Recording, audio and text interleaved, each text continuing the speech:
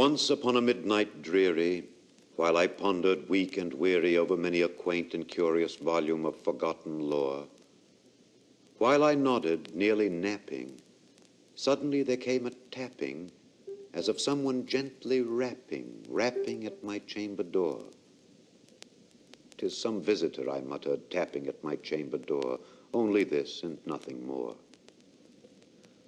Ah, distinctly I remember it was in the bleak December, and each separate dying ember wrought its ghost upon the floor. Eagerly I wished the morrow. Vainly I had sought to borrow from my books surcease of sorrow, sorrow for the lost Lenore, for the rare and radiant maiden whom the angels name Lenore, nameless here forevermore.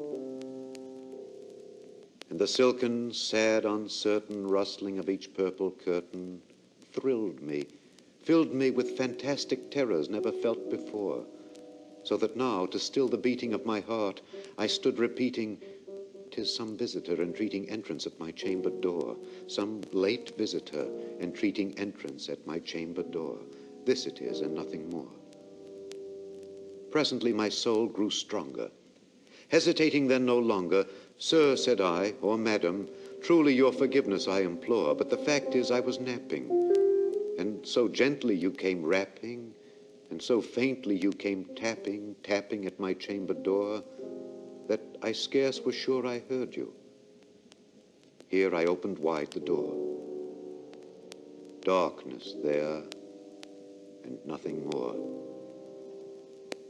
Deep into that darkness peering, long I stood there, wondering, fearing, doubting, dreaming dreams no mortals ever dared to dream before. But the silence was unbroken, and the stillness gave no token, and the only word there spoken was the whispered word, "Lenore?"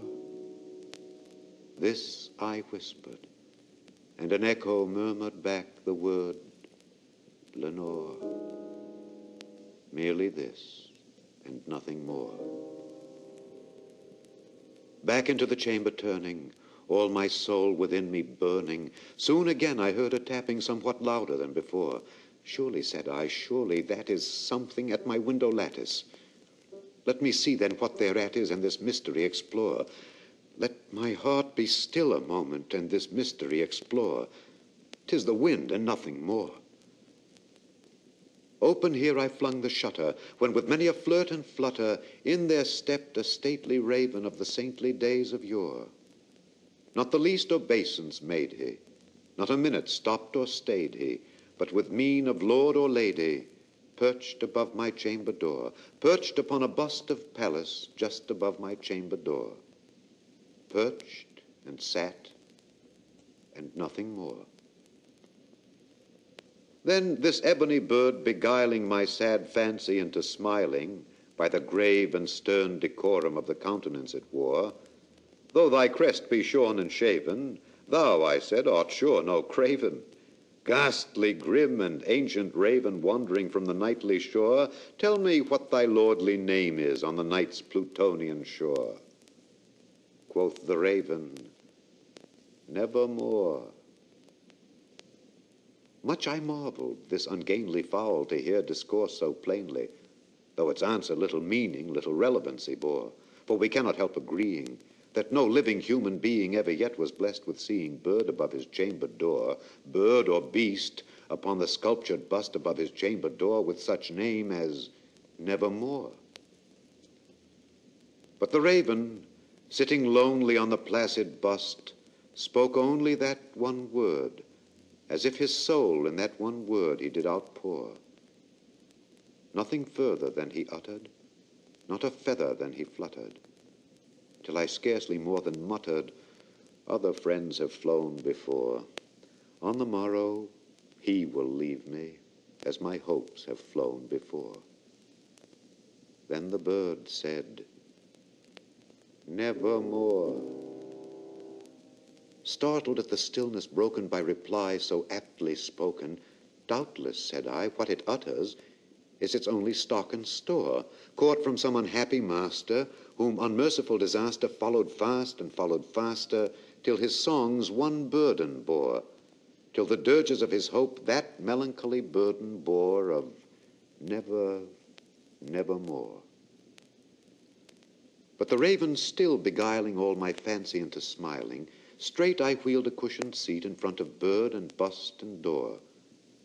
Then upon the velvet sinking, I betook myself to linking fancy unto fancy, thinking what this ominous bird of yore, what this grim, ungainly, ghastly, gaunt, and ominous bird of yore meant in croaking nevermore. This I sat engaged in guessing, but no syllable expressing to the fowl whose fiery eyes now burned into my bosom's core. This and more I sat divining, with my head at ease reclining on the cushion's velvet lining, that the lamplight gloated o'er, but whose velvet violet lining, with the lamplight gloating o'er, she shall press, nevermore. Then methought the air grew denser, perfumed from an unseen censer, swung by seraphim, whose footfalls tinkled on the tufted floor. Wretch, I cried, thy God hath lent thee, by these angels he hath sent thee respite, respite and nepenthe from thy memories of Lenore. Quaff, oh quaff this kind nepenthe, and forget this lost Lenore. Quoth the raven, nevermore. Prophet, said I, thing of evil, prophet still if bird or devil, whether tempter sent or whether tempest tossed thee here ashore, desolate yet all undaunted, on this desert land enchanted, on this home by horror haunted, tell me truly, I implore, is there balm in Gilead? Tell me, I implore. Quoth the raven, nevermore. Prophet, said I, thing of evil, prophet still if bird or devil, by that heaven that bends above us, by that God we both adore, tell this soul with sorrow laden, if within the distant Aidenn it shall clasp a sainted maiden whom the angels name Lenore, clasp a rare and radiant maiden whom the angels name Lenore. Quoth the raven, nevermore. Be that word our sign in parting, bird or fiend, I shrieked upstarting, get thee back into the tempest and the night's Plutonian shore.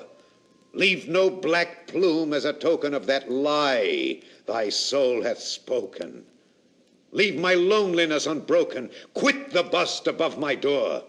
Take thy beak from out my heart, and take thy form from off my door.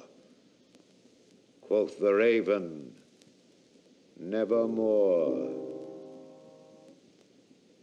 And the raven, never flitting, still is sitting on the pallid bust of Pallas, just above my chamber door.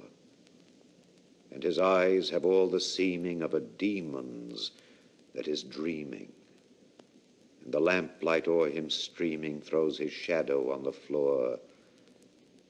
And my soul from out that shadow that lies floating on this floor shall be lifted nevermore.